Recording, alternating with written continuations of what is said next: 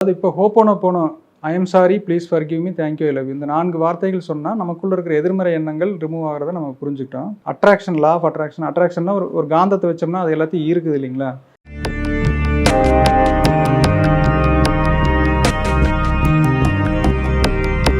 எதை ஈர்க்கிறோமோ, நம்மளோட எண்ணத்துல என்ன வச்சிருக்கிறோமோ அதெல்லாம் நம்ம ஈர்க்கிறோம். நம்ம வந்து கெட்டது நினைச்சோம்னா கெட்டதெல்லாம் ஈர்க்கிறோம். ஒருத்தன் வந்து கெட்டு போயிருவேன், நாசமா போயிருவேன் அப்படின்னு ஒரு வார்த்தையை அவங்கள நினைச்சு கோவமா சொல்லும் பொழுது, நம்ம கெட்டதை வந்து அவங்களுக்கு பண்ணதா நினைக்கிறோம். ஆனா வந்து கெட்டதை நம்ம ஈர்க்கிறோம். நீங்க பார்த்தீங்கன்னா, ஒரு ஒரு சோகமான சூழ்நிலையில, மன வருத்தமான சூழ்நிலையில இருக்கும்போது பார்த்தீங்கன்னா, உங்களுக்கு நிறைய அது மாரியே நடந்துட்டு இருக்கும். சிலர்லாம் பார்த்தா எப்பவுமே சந்தோஷமா இருப்பாங்க. என்னடா இவங்களுக்குலாம் வாழ்க்கையில் கஷ்டமே வராதா அப்படின்னு நினைப்போம். அப்போ அவங்க சந்தோஷமான மனநிலையை வச்சிருக்கிறாங்க. அவங்க சந்தோஷம் எல்லாம் இருக்கிறாங்க.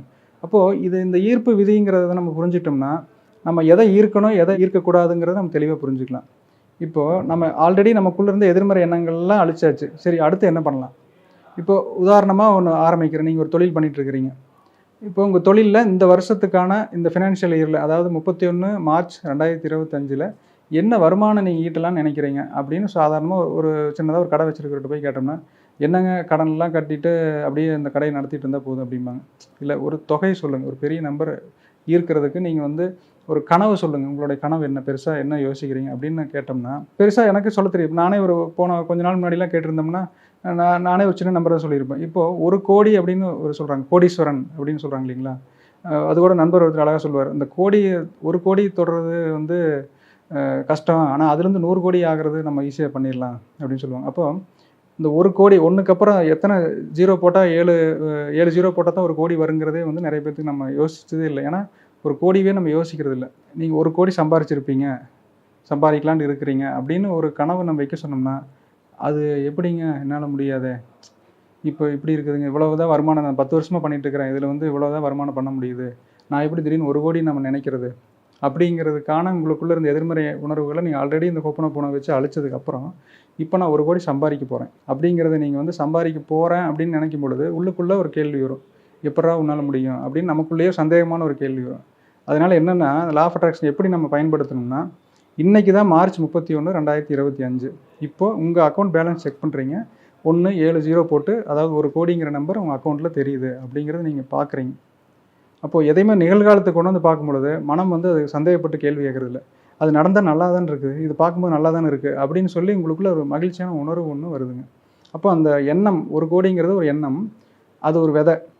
அந்த விதைய மண்ணுக்குள்ள போட்டீங்க. அதில வந்து மகிழ்ச்சிங்கிற தண்ணிய வந்து அது மேல ஊத்துறீங்க. இப்போ அந்த விதை போட்டாச்சு. அது மேல தண்ணீய ஊத்தியாச்சு. அது வந்து என்ன ஆகுதுன்னா, நீங்க அந்த மகிழ்ச்சியான உணர்வோட அந்த எண்ணம் சேரும் பொழுது, அது ஆழ்மன பதிவா மாறிருதுங்க. சும்மா யோசிச்சோம்னா, 1,00,00,000 சம்பாதிக்கலாம்னு யோசிச்சேன். ஆமா ஒருத்தர் மோட்டிவேஷனுக்கு பேசினாரு. நானும் 1,00,00,000 சம்பாதிக்கணும்னு சொல்லிட்டு வந்துட்டேன். அப்படி இல்ல. நான் 1,00,00,000 சம்பாரிச்சுட்டேன் அப்படின்னு நினைக்கும் பொழுது, மனம் வந்து நம்பிருது. அது வந்து ஒரு மகிழ்ச்சி உணர்வு கூட சேரும் பொழுது, அது ஆழ்மன பதிவா மாறிங்க. ஒரு விதையா விழுந்து, அது அப்படியே மெதுவா வளர ஆரம்பிக்கும். எப்படி வந்து ஒரு நெல்லு நட்டா 3 மாசத்துல பயிர் விளைவுக்கு வரும். அதே ஒரு மாங்கொட்டைய நம்ம வச்சோம்னா, அது ஒரு 3 வருஷம் கழிச்சு தான் அது காய் பிடிக்கும். அப்போ நம்ம வைக்கிற கனவுகள் எல்லாமே வந்து கண்டிப்பா விளைவுக்கு வந்தே தீரும். அட ஏங்க நானும் தான் நினைச்சேங்க வாழ்க்கையில. நான் நினைச்சதுல இதுவரைக்கும் நடக்கவே இல்ல. அப்படின்னு சொல்றவங்களும் இருக்காங்க. அது ஏன் அப்படின்னு பார்த்தோம்னா, ஒரு விதைய நீங்க முளைக்க போட்டீங்க. அத கொஞ்ச நாள் போய் முளைச்சிருச்சான்னு அழுங்காம மண்ணுல பறிச்சு பார்த்தோம்னா என்ன ஆகும்? அந்த முளைச்ச அந்த வேர் வந்து பட்டு போயிரும். இது வந்து சந்தேகம்ங்கிறது வந்து அந்த போட்ட விதைய பறிச்சு பார்க்குற மாரி. இந்த சந்தேக உணர்வு வர்றதுக்கு காரணம் நமக்குள்ள இருக்கிற எதிர்மறை எண்ணம். நம்மளால முடியாது. நமக்கெல்லாம் அது நடக்காது. நம்மளால சாத்தியம் இல்ல அப்படிங்கிறது தான். அப்போ நம்ம போட்ட விதைய வந்து அப்பப்போ நினைக்கும் பொழுது, நான் 1,00,00,000 சம்பாரிச்சிட்டேன்ப்பா. அது அன்னைக்கு சொன்னாரு அவரு. எனக்கு என்னமோ சம்பாரிச்ச மாரியே தான் அந்த ஃபீலிங் ஆகுது. எனக்கிட்ட இருக்க மாரியே தான் எனக்கு உணர்வு வருது அப்படின்னு அத நினைக்க நினைக்க அது மகிழ்ச்சி உணர்வு கூட்டங்க. அது மேல நம்ம மேலும் மேலும் தண்ணி ஊத்துற மாரி. அது சீக்கிரமா அந்த விதை வந்து முளைச்சு விளைவுக்கு வந்துரும். அப்போ நம்ம வந்து சந்தேகம் இல்லாம ஒரு விதைய நம்ம போட்டு வைக்கிறோம். அப்படிங்கிறத அந்த கனவுகள், அதாவது வந்து இந்த லா ஆஃப் அட்ராக்ஷனுடைய பேசிக்கான விஷயம். அப்ப எதா இருந்தாலும் ஒரு உதாரணத்துக்கு ஒரு கார் வாங்கலாம்னு நினைக்கிறீங்க. என்ன கலர் அப்படிங்கிறத அந்த கார நம்ம வாங்கிட்ட மாரியே தத்ரூபமா வந்து அந்த காருக்குள்ள உட்காந்துருக்கிறேன். அந்த காரை நான் ஓட்டிட்டு இருக்கேன். அப்ப இதுல ஒரு விஷயம் நுணுக்கமா கவனிச்சு பார்த்தீங்கன்னா, கார் வாங்குனதுக்கு அப்புறமா சந்தோஷப்படக்கூடியது நம்ம உள்ளம். இப்ப வாங்கிட்டதாக நினைச்சு சந்தோஷப்படக்கூடியது நம்ம உள்ளம் தான். அப்ப சந்தோஷம்ங்கிறது நம்ம உள்ளத்துல இருக்குது அப்படிங்கிறது தான் நம்ம அடிப்படையான விஷயம். அதுக்கு வந்து இப்படி ஒரு பொருள் இவ்வளவு பெரிய ஒரு இரும்பு ஒரு கார் அப்படிங்கிற ஒரு பொருள பார்த்தா தான் நான் சந்தோஷப்படுவேன். அதுவரைக்கும் நான் பயங்கரமா போராடி சம்பாரிச்சு வாங்குவேன் அப்படின்னா, அடுத்த 5 வருஷத்துக்கு நம்ம சந்தோஷப்படக்கூடாதுன்னுலாம் ஒண்ணும் இல்ல. இப்ப இந்த ஈர்ப்பு விதிய நீங்க பயன்படுத்த ஆரம்பிச்சிட்டீங்கன்னா, நீங்க இன்னைக்கே அத அடைஞ்சுட்டேன் அப்படிங்கிற உணர்வுகள் வரும்பொழுது, இன்னைக்குலேருந்தே நீங்க அது வாங்க வரைக்குமே சந்தோஷமா இருப்பீங்க. அப்போ அந்த மகிழ்ச்சி உணர்வு சேர சேர சேர இன்றைக்கும் மகிழ்ச்சியாக இருப்பீங்க, அது வாங்கினதுக்கப்புறம் மகிழ்ச்சியாக இருப்பீங்க. அதே மாதிரி அந்த 1 கோடிங்கிற நம்பர் ஏன் 1க்கு அப்புறம் 7 ஜீரோ நம்ம அக்கௌண்ட்டுக்கு ஆட் ஆனால் தான் நம்ம மகிழ்ச்சியாக ஃபீல் பண்ணணும்னா, அது வரைக்கும் இல்லாத மாதிரியே கஷ்டப்படணும் மாதிரி ஃபீல் பண்ணணும் அப்படி இல்லை. உங்களுக்குள்ளே வந்துருச்சு, அது வந்துருச்சு அப்படின்னு முழுசாக நீங்கள் நம்பி அதை அந்த மகிழ்ச்சியோடு பார்க்கும் பொழுது, அந்த பணம் வரும்போதும் உங்களுக்கு சந்தோஷம் தான். ஆனால் ஒரு விஷயம் யோசிச்சு பாருங்கள், ஒரு திருமணத்துக்கு முன்னாடி நம்ம கனவு கண்டிருப்போம். எனக்கு வந்து இப்படி ஒரு அழகான பெண் வேணும், இப்படி அவங்க இப்படி இருக்கணும், நம்மோட இப்படி பேசணும், அவன் 2 பேரும் சேர்ந்து இப்படி போகணும், அப்படிலாம் நம்ம கற்பனை பண்ணும்போது இருந்த மகிழ்ச்சி உணர்வு, பல நேரங்களில் வந்து திருமணத்துக்கு அப்புறம் பார்த்தோம்னா என்னென்னமோ நினச்சிருந்தப்ப அந்த மாதிரிலாம் இல்லையே அப்படிங்கிற ஒரு ஆதங்கங்கள்லாம் இருக்குது. அப்போ பாருங்களேன், நம்ம ஒரு கற்பனையாக ஒரு விஷயத்தை வெர்ச்சுவல் வேர்ல்டு நம்ம கிரியேட் பண்ணும் பொழுது அது மகிழ்ச்சி அதிகமாக இருக்குது. ஆனால் ரியல் வேர்ல்டு அப்படின்னு நம்ம பார்க்குறதுல வந்து மகிழ்ச்சி கம்மியாக இருக்குது.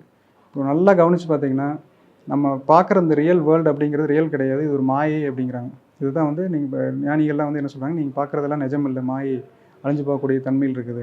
ஏன்னா ஒன்று இருக்கிறது ஒன்று இல்லாமல் போகுது, அப்போ அது மாயை தானே. அப்போ எது நிஜம்னா நமக்குள்ளே இருக்கிற அந்த உலகம் தான், நினைவு உலகம் தான் நிஜமான உலகமாக இருக்குது.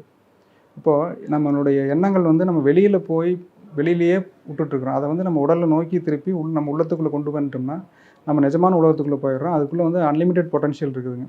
இப்போ அன்லிமிட்டெட் பொட்டன்ஷியலுக்கு ஒரு உதாரணம் சொல்கிறேன். ஒரு 2 வாரத்துக்கு முன்னாடி ஒரு நண்பருக்கு கால் பண்ணுறேன்.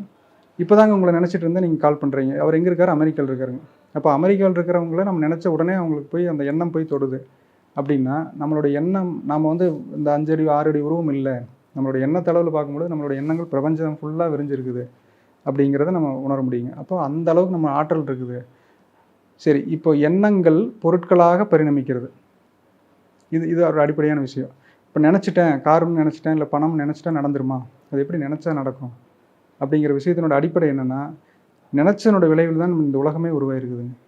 நினச்சி பாருங்கள், பல லட்சம் பல கோடி வருஷத்துக்கு முன்னாடி எல்லாம் இருட்கோளமாக இருந்ததுலேருந்து எப்படி இதெல்லாம் உருவாச்சுன்னா, அந்த பேராற்றல் பேரறிவாக இருக்கிற அந்த இறைவனுடைய எண்ணத்திலிருந்து எல்லாமே உருவாயிருக்குது.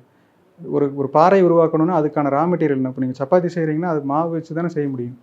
அப்போ அந்த மாதிரி இந்த பிரபஞ்சம் இவ்வளோ பிரம்மாண்டமான உலகங்கள்லாம் எங்கேருந்து எந்த ஒரு மூலப்பொருள்லேருந்து உருவாயிருக்கும் அப்படின்னு நீங்கள் சிந்திச்சு பார்த்தீங்கன்னா, அது எண்ணத்திலிருந்து உருவாயிருக்குது. அதுதான் எண்ணங்கள் பொருட்களாக பரிணமிக்கிறது. ஒரு எண்ணத்திலிருந்து எல்லாமே உருவாகுது அப்படிங்கிறத நம்ம வந்து புரிஞ்சுக்கணுங்க. அப்போ ஏன் நம்ம நினச்சா எதுவும் நடக்காமல் போயிடும்? என்ன நினச்சாலும் நடக்குங்க. உதாரணத்துக்கு நீங்கள் கண்ணாடி போட்டிருக்கிறீங்க. கண்ணாடி வந்து என் கண்ணுக்கு வந்து தானே சரி பண்ணிக்கக்கூடிய உடம்புல ஆற்றல் இருக்குது அப்படின்னு நினச்சி என் கண் தானே சரியாயிரும்னு நீங்கள் முழுசாக நீங்கள் நம்புனீங்கன்னா, கொஞ்ச நாளில் சில மாதங்களில் பார்த்தீங்கன்னா, நீங்கள் கண்ணு போய் செக் பண்ணிங்கன்னா கண்ணில் பவர் நார்மலாக இருக்கும். எதை வேணாலும் நம்ம உடம்புல வந்து இந்த எண்ணங்கள்னால தான் அந்த உடம்பு எல்லாமே உருவாயிருக்குது. அப்போது உடம்புக்கு அலாதியான ஆற்றல் இருக்குது. எப்பேற்பட்ட நோயாக இருந்தாலும் நம்ம எண்ணத்தின் மூலமாக, நம்பிக்கையின் மூலமாக அதை சரி பண்ணிடலாம் அப்படிங்கிறது தான். நீங்கள் அந்த சீக்ரெட் படம் பார்த்தீங்கன்னா அதில் அழகாக சொல்லியிருப்பாங்க. ஒருத்தர் வந்து தனி விமானத்தில் போய் கீழே விழுந்து கம்ப்ளீட்டாக கொலாப்ஸ் ஆகிடுறாரு. அவரோட முதுகெலும்பெல்லாம் அடிபட்டு அவரால் சாப்பிட முடியல, வாய் வழியாக டியூப் போட்டிருக்கிறாங்க. அவருக்கு வந்து எண்ணம் மட்டும்தான் இருக்குது. அவர் விஷுவலைஸ் பண்ணுறாரு, காட்சிப்படுத்தி பார்க்குறாரு. தான் எந்திரிச்சு நடந்து போகிற மாதிரி பார்க்குறாரு. இந்த வரக்கூடிய கிறிஸ்மஸ்லேருந்து நான் எந்திரிச்சு நடப்பேன் அப்படின்னு சொல்லி அவர் யோசிக்கிறாரு. அதே மாதிரி பார்த்தீங்கன்னா, அவ்வளோ முடியாமல் இருந்த ஒரு டாக்டர்லாம் வந்து நம்பிக்கையை இழந்துட்டாங்க. இது வந்து இனிமேல் இவரோட வாழ்க்கை இப்படி தான் போக போகுது அப்படின்னு சொன்னவர் எந்திரிச்சு நடக்கிறாரு. எப்படின்னா அவரோட எண்ணத்தினுடைய ஆற்றல்னால. அப்போ எது நினச்சாலும் நம்மளால் சாதிக்க முடியும் அப்படிங்கிறது வந்து நம்ம இந்த லா ஆஃப் அட்ராக்ஷனையும் இந்த ஹோப்பனோபோனோ 2ஐயும் சேர்த்து பயன்படுத்தும் பொழுதுங்க, கண்டிப்பாக அது செயலுக்கு நடந்தே தீரும்.